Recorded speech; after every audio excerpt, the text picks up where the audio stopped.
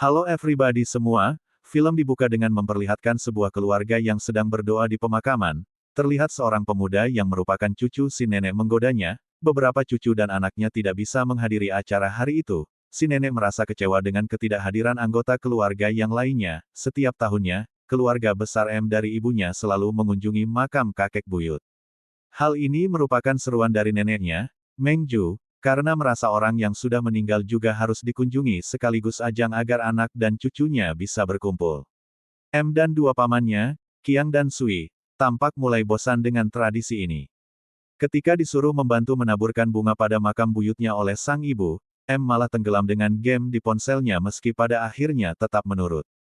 Karena kemalasan inilah neneknya yang ia panggil Amah terpaksa ikut menaburkan bunga dan terjatuh. Amah lalu dibawa ke dokter untuk diperiksa kondisinya setelah kejadian itu. Walau cedera yang dialami ringan, namun satu kabar dari dokter mengenai kondisi kesehatan Amah membuat ibu M dan dua pamannya khawatir. Amah didiagnosis menderita kanker usus stadium 4 dan hanya memiliki waktu 1 tahun untuk bertahan hidup. M yang juga mendengar kabar ini khawatir meski tak tahu harus berbuat apa. Sampai akhirnya ia mencoba mengunjungi Mui, sepupunya dari sang ayah yang sudah menjaga kakek mereka, Agong, sejak lama. Agong kini terbaring lemah di kasur, kondisinya sudah renta dan tinggal menunggu ajal. M bertanya mengapa Mui mau menghabiskan masa mudanya untuk menjaga kakek mereka dan tidak memilih untuk bekerja. Mui pun mengaku bahwa apa yang ia lakukan sekarang adalah pekerjaan dengan penghasilan yang sangat tinggi. Hal ini membuat M terkejut, namun ia jadi tertarik dengan pekerjaan yang dimaksud Mui. Apalagi ia sadar bahwa keputusannya berhenti kuliah dan menjadi seorang streamer game tampak belum membuahkan hasil. Dan kebetulan, M juga punya klien potensial yang bisa dirawatnya sekarang, Amah. Sejak itulah M mulai mengunjungi Amah. Amah tentu merasa aneh dengan perilaku M yang tiba-tiba sering datang berkunjung dan membantunya. Padahal cucunya itu sama sekali tak pernah berkunjung selain di kumpulan akhir pekan keluarga mereka. Amah jadi penasaran dengan maksud M melakukan hal ini. M tanpa ragu memberitahu kondisi kesehatan Amah, padahal penyakit ini dirahasiakan ibu dan dua paman M karena tak mau Amah merasa terbebani. M dengan mudahnya membocorkan rahasia tersebut dan mengatakan pada Amah bahwa ia akan membantu merawat sang nenek. Padahal di dalam hatinya M hanya berniat untuk menjadi cucu terfavorit Amah guna bisa mendapatkan warisan besar seperti Mui ketika Agong meninggal dunia. Amah, yang terkejut dengan fakta mengenai kondisi kesehatannya pun jadi menerima permintaan M. Sejak itulah M memutuskan untuk menjaga Amah secara full-time dan tinggal di rumah sang nenek. Walau awalnya kesulitan, M perlahan bisa membiasakan diri membantu kegiatan neneknya yang masih produktif di usia senja. Mulai dari berjualan bubur, melakukan persembahan pada dewa, hingga menabung ke bank.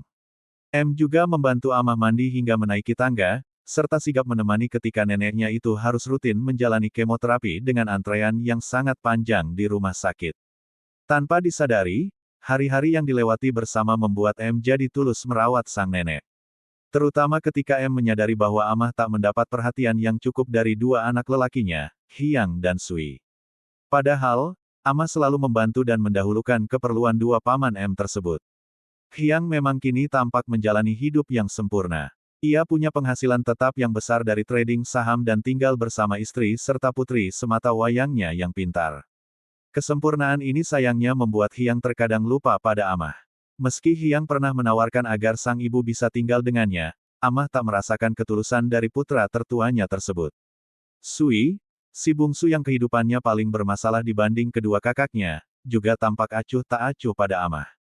Sui seolah lupa bahwa Amah sering membantunya membayar hutangnya.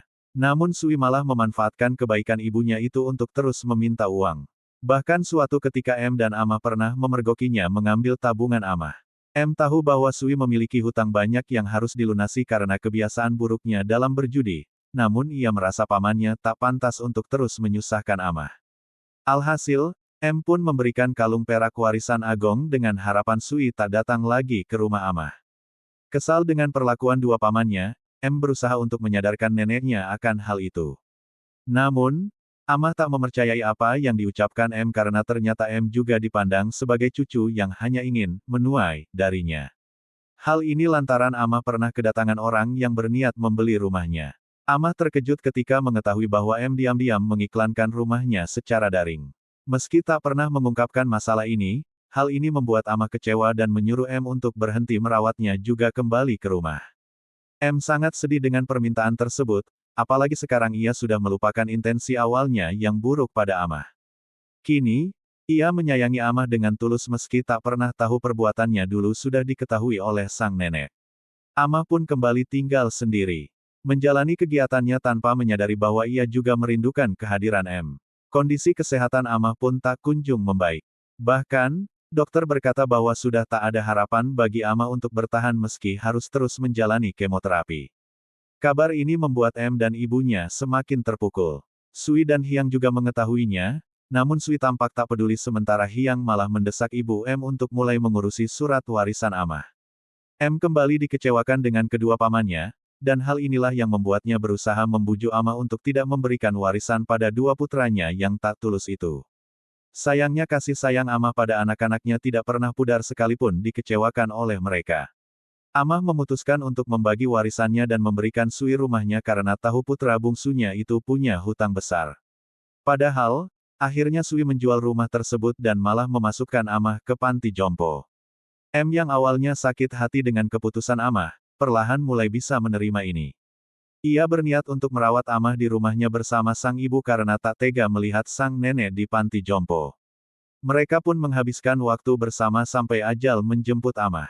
M sedih bukan main tapi harus bisa merelakan kepergian sang nenek. Tak lama, ia mendapatkan kabar dari pihak bank kalau ternyata Amah mewarisi M seluruh tabungannya yang berjumlah cukup fantastis. Kabar inilah yang membuat M sadar bahwa Amah juga menyayanginya. M kembali hancur, namun ia tahu apa yang harus dilakukannya dengan uang tersebut. M memutuskan untuk memberikan neneknya itu tempat peristirahatan bernilai 1 juta bat yang Amah inginkan sejak lama. Dengan ini, Amah ingin orang-orang memandang anak-anaknya berbakti padanya karena memberikan tempat peristirahatan yang layak.